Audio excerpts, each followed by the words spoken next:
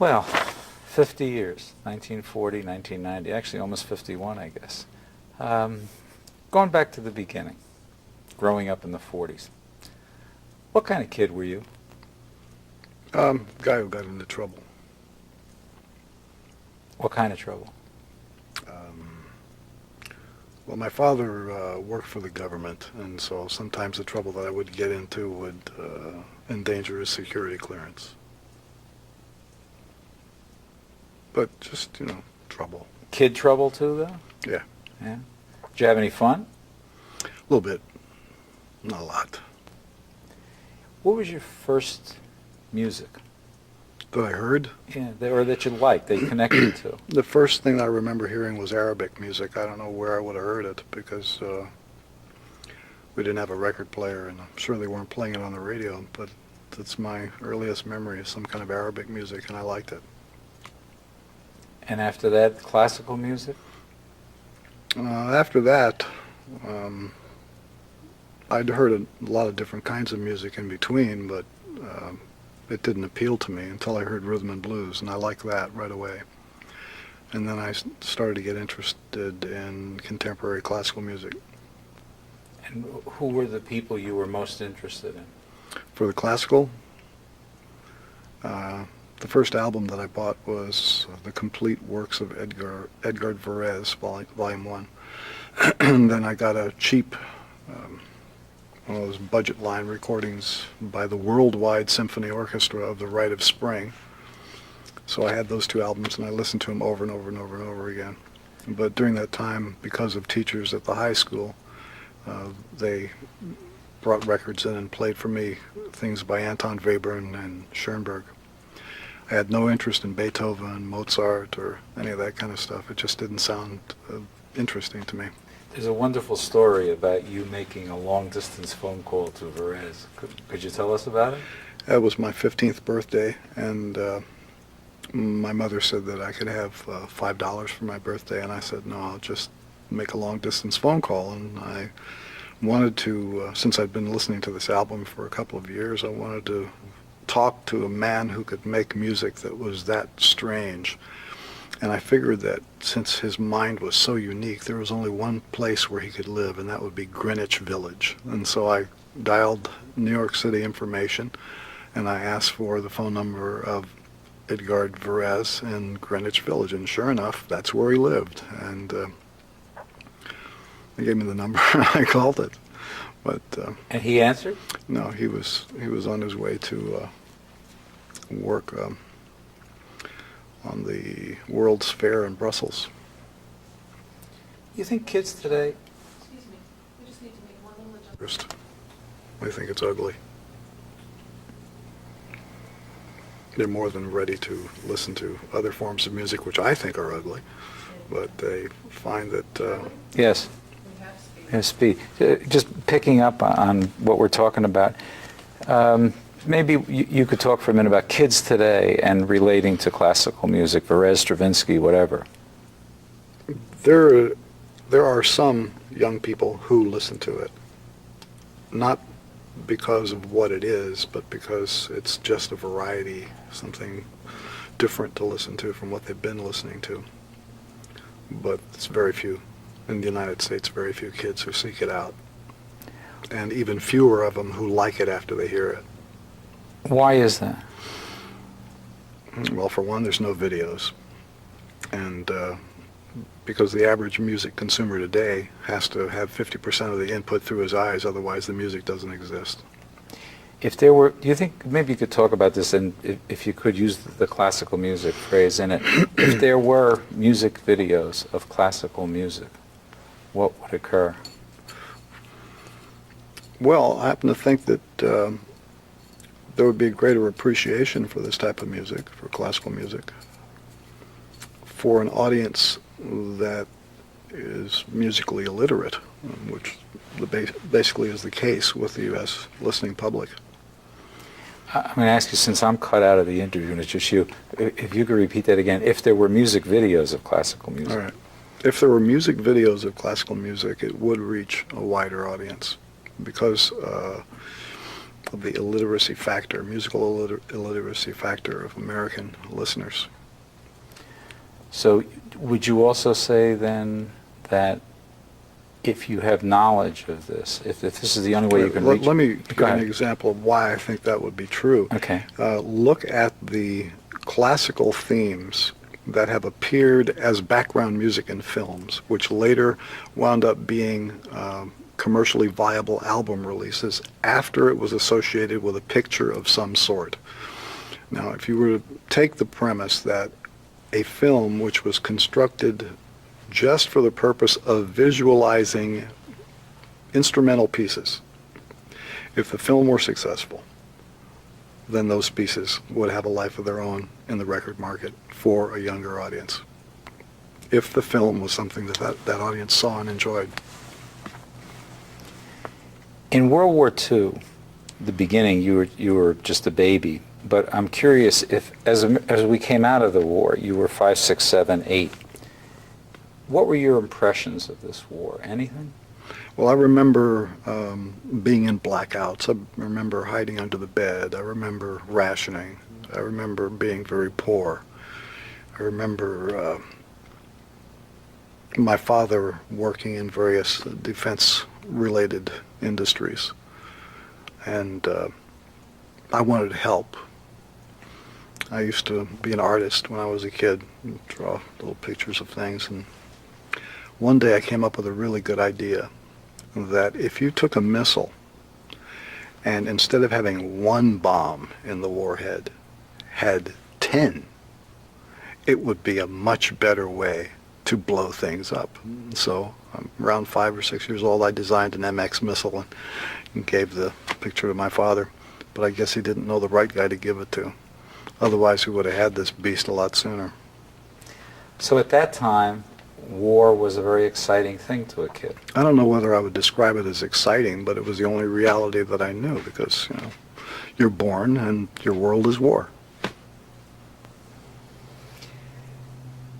Any memory at all of the atomic bomb? Yes. I remember that I was pretty impressed that you could make an explosion that big. You have to understand that I've always been interested in fireworks and chemistry, and my early years were spent doing experimentations with things that exploded, so I was impressed with the atomic bomb. Into the 50s, President Eisenhower.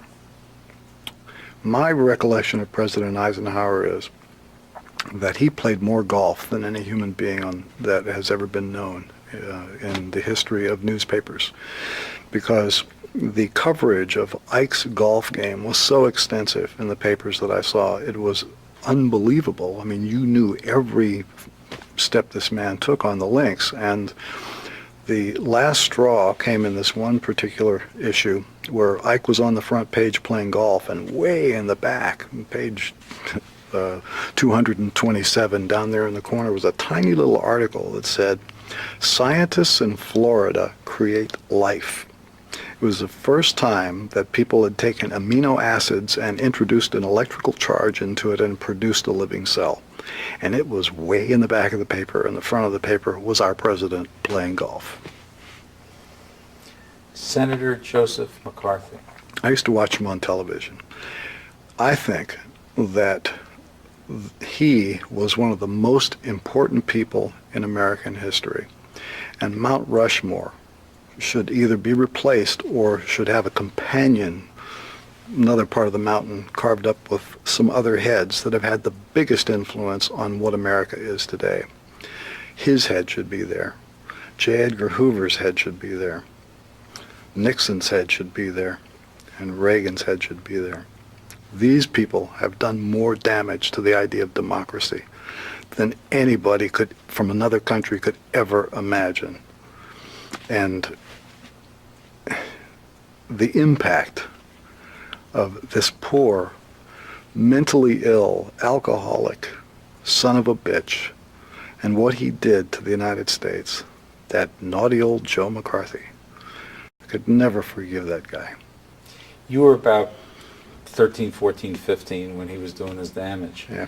At the time, did you feel you were politically aware? I wouldn't describe myself as politically aware. I just knew that there was something wrong with this guy. What he was doing seemed so unfair. It just seemed so wrong. It just smelled bad. I didn't know anything about communism or, this thing or that thing. I was a teenager. I wanted to have a good time, but you could see this guy, and it was bad. He looked like a bad guy, and he had so much power. It's disturbing. You think if a guy looks like a bad guy, he is a bad guy? Well, it depends on what criteria you're using. There are certain people who have an unpleasant look. I'm one of them. I don't think I'm a bad guy. But McCarthy was a different kind of a bad guy. I mean, this was a bad guy. You see it in the eyes? It's in the eyes. I agree. Elvis Presley. Ah, poor thing. I feel sorry for him. First of all, without the assistance of Lieber and Stoller, I don't think you would have had an Elvis Presley. Without somebody to write the songs that he was singing, and without the black artist who pioneered those songs, like his biggest hit, Hound Dog, he wasn't the first person to record that. And it was done by Willie Mae Thornton on the Peacock label, because I had her recording of it long before Presley ever put it out. And when I was going to high school, he was a big star, and everybody loved him, but I couldn't stand him. And then when he finally turned into this drug-infested blimp and OD'd, it was just tragic. At the time, of course, we've had a lot of people say to us that a lot of kids liked him because it was a way to annoy their parents. Can you comment on that? Well, I had other ways to annoy my parents, even though that wasn't my main goal in life. I can see why some people would use that, because I believe that was not an idea that a teenager would have come up with. I think they might have read it someplace and said, oh yeah, that's a good reason. I don't think that one doesn't resonate with me as a good answer for Elvis Presley's success. I think it had more to do with the way he looked and his apparent behavior and the way that a teenager might extrapolate the results of that behavior into some imagined wonderful way of life, and they wanted to adopt it and identify with it. I have employed people in my touring organization who were dedicated Elvis fans. One in particular was this young guy who was our bag boy. And his main responsibility was handling the luggage for the touring ensemble. He carried Elvis Presley cassettes, Elvis Presley books, and would virtually set up a shrine to Elvis in every motel that we were in. This is in the 70s. And he believed in Elvis. It's like that was Jesus for him. Which is a responsibility to Elvis. Now you have that responsibility. How do you feel about people who believe strongly in you? Well, I doubt whether there's anybody out there who sets up a shrine to me in motels across the land while carrying luggage. I don't think that I exactly fit that qualification. I know there are people who respect what I do, and I represent something to them, and I try not to let them down.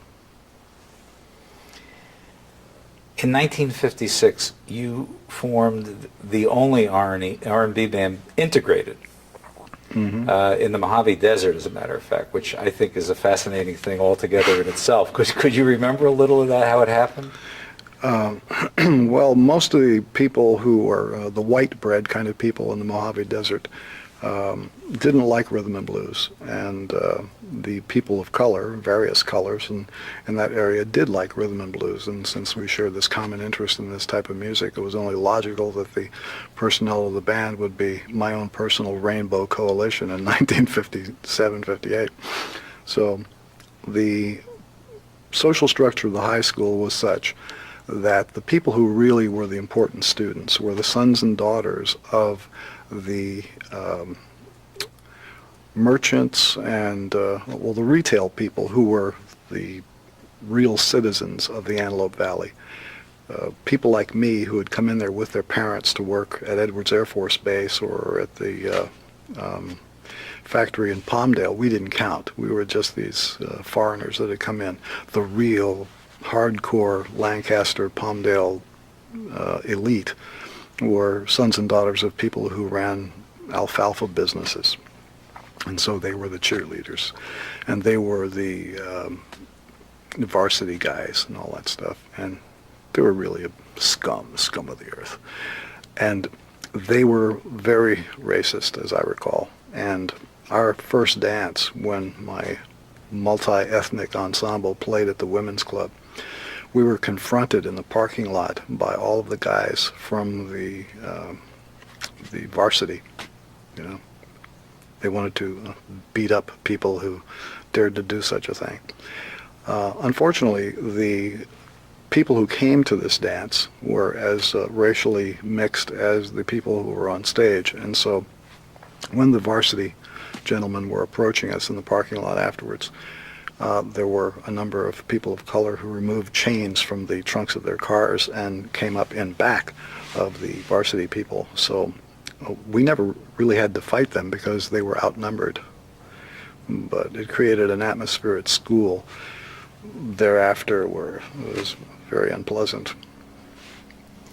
Did the group succeed thereafter? Succeed? Well, we managed to play some more dances. Do you remember what you played? What tunes?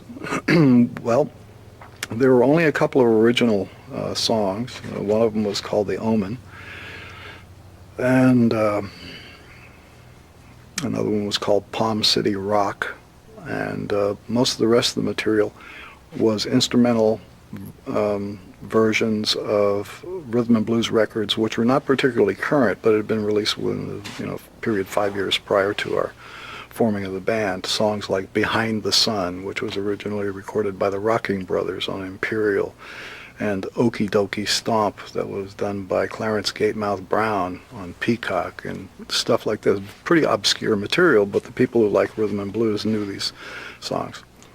And we had maybe a song list of 20 tunes, and if we were running out of songs and the dance wasn't done yet, we would just stretch them out or play one of the earlier ones again, because we didn't have a chance to rehearse a lot. At that time, actually a couple of years before that, it was quite common around the country to have hydrogen bomb shelters and drills in school where kids hid under their desks. Duck and cover, right? Duck and cover, yeah. You remember that? They never invited us to duck and cover, even though if there were to ever be some sort of nuclear attack, we were probably in a pretty good target area because we were close to Edwards Air Force Base. We never ducked and covered. Did you worry about it? No. Did you ever worry about nuclear attack? No. Why? Just didn't seem like it was ever going to happen. You know, there's something about government that has always troubled me. You know, when somebody from the government tells you something, it always seemed like a lie, no matter what it was. It was just like fake, and everybody else would buy into it. And I just had a lot of trouble thinking that whatever they told you, that there could be any truth to it. You just couldn't trust them. Even local government? Yeah. So your first... It's even worse for local government because you can see what the guy does in his spare time. You know, you can see him on the street, see what a ponce he is. Can you see the other side of it? If, like, for instance, if you were president of the United States, Yeah. you think you could make a difference? Sure. How? What would you do? First of all, I don't owe anything to anybody, and that's different right there. Secondly, I don't believe in the platform of any of the parties, so I just make it up as I go along. And you have to know. Yes? Sorry, we're running out of tape. Change tape? Okay.